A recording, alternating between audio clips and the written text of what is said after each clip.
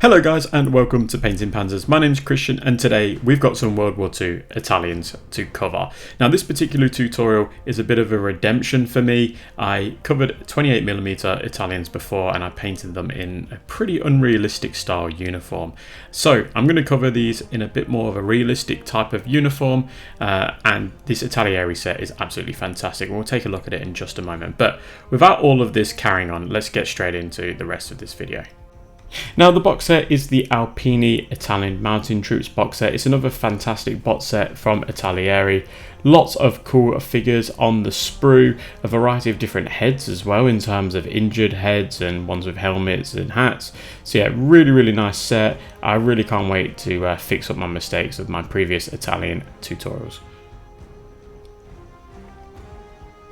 So to start off with, I'm going to give my model a primer, to me a surface primer light grey. I don't do anything fancy before that. I just give it a trim of a Stanley knife and then go over it with the primer. And then I'm giving the uniform a go of olive grey.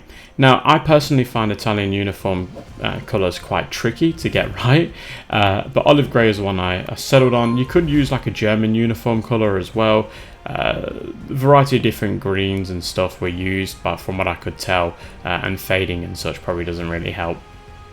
Then for the putties, I'm going to be using Russian uniform World War II. Again, you could probably paint these with olive grey as well, but the reference photos I've used for this one, there was a different shade of green, as well as the canvas for the water bottle. Now for this satchel, I'm going to be painting this in khaki.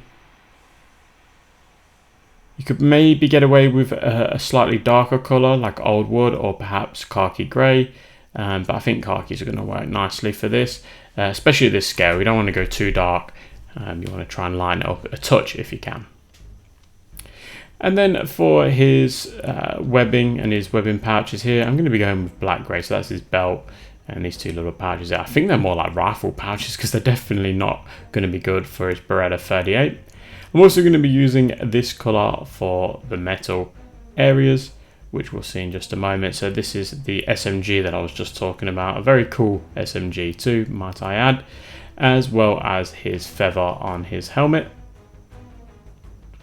and also his chin strap. So it's not really too much to this model, guys, in terms of what needs to be painted. And then for his boots, I'm going to be using flat earth. So perhaps next time I should pick a bit more of a tricky model, but I really liked this pose. I thought it looked actually really nice. And once all that's dry, I'm going to be using Null Oil and Lamia Medium or Lafmia Medium from Warhammer at a 1:1 ratio. It's really quite important you get that ratio right. You don't want to make the wash too dark, and you don't have to go a 1:1. You can add a touch more of that Null Oil in if you'd like to, but a 1:1 is normally a pretty safe bet. So for the uniform, we're now going to go over it once it's dry with olive grey and German camo beige World War II. This is just going to be a layer and that's all I'm going to do. So I'm going to leave the original washed base colour in the recesses, so that's in all of the creases, which you can see here. You can see there's some nice dark crease marks where his trousers are sort of bending in on themselves. And that's all I'm going to do. This scale, you don't have to be too fancy adding in lighter highlights and layers and stuff, especially with toy soldiers. You want to get them on the board quickly. And then for his helmet, I'm going to give it a dry brush of that same colour. Don't worry if you get it on the feather as well. Now for the webbing and those rifle pouches, I'm going to be using black grey. So it's the exact same colour as what we painted them on originally, but again just leaving that original washed base colour in the recesses and just picking out all those nice raised bits of detail. And because black leather is quite hard to paint, you don't want to go too crazy. Now whilst that paint is on your palette, add some basalt grey at a 1:1 ratio, and that's what the colour we're going to be using for the layer on the Beretta 38. Now this is a two-step process, so you can see that I'm pretty much repainting all of the machine pistol again, and now I'm going over it with basalt grey, and this is where I'm just picking out, as if I would a highlight, just adding in a nice little bit of that bright colour on areas that I think the eye is going to be drawn to. Now for those putties and the canvas on his water bottle, I'm going to be using Russian uniform World War II and German camo beige at a 1:1 ratio. And you can see here that I'm just scratching it in. Now the brush I'm using today is an Ionic size 1 brush from MIG, and yeah, a fantastic brush.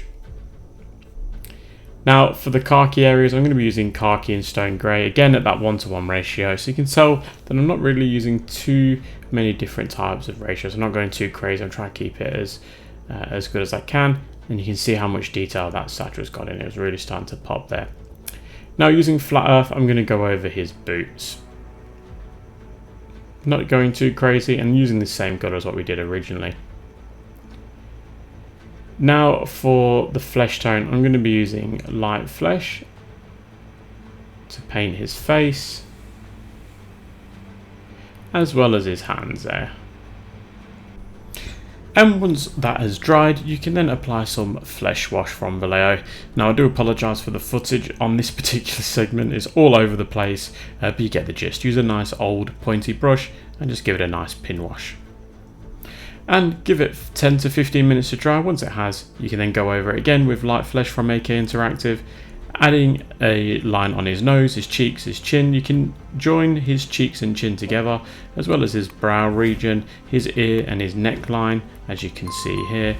And then you can tackle each individual finger and the bulk of his hand, because we can then hit it with another step. So it's a 2-step process. We're then going to hit it with light flesh and highlight flesh. You can see here that I'm just giving his fingers a bit of detail, as well as his knuckles. I'm not going to show the face because I do that on all of mine. If you want to get the face, you just get the nose, the cheeks and the chin, and the ears. You don't really have to do too much else.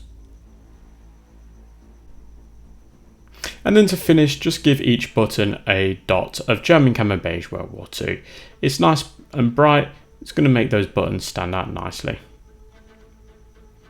And then there we have it before we go to the end screen. He's looking really, really good.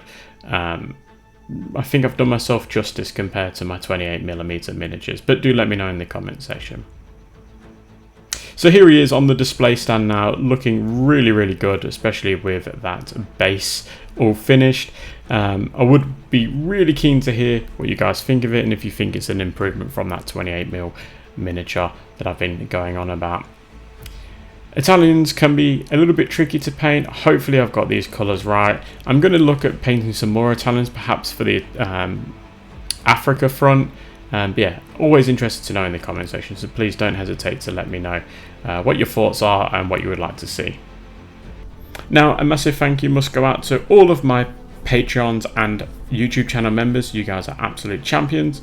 And as always, a special mention goes to those Panzer Aces. So that's Patrick, Oscar, James, Panzer Jim, Lack of Foresight Gaming, Mike, Mikey, Eric, Rothgar, Ian, Adam, Tom, Rob and Alan. You guys are all champions. Thank you so much for being those aces. Alright guys, I'm going to leave it here. Don't forget to leave me a comment below, and until then I will catch you at the next one.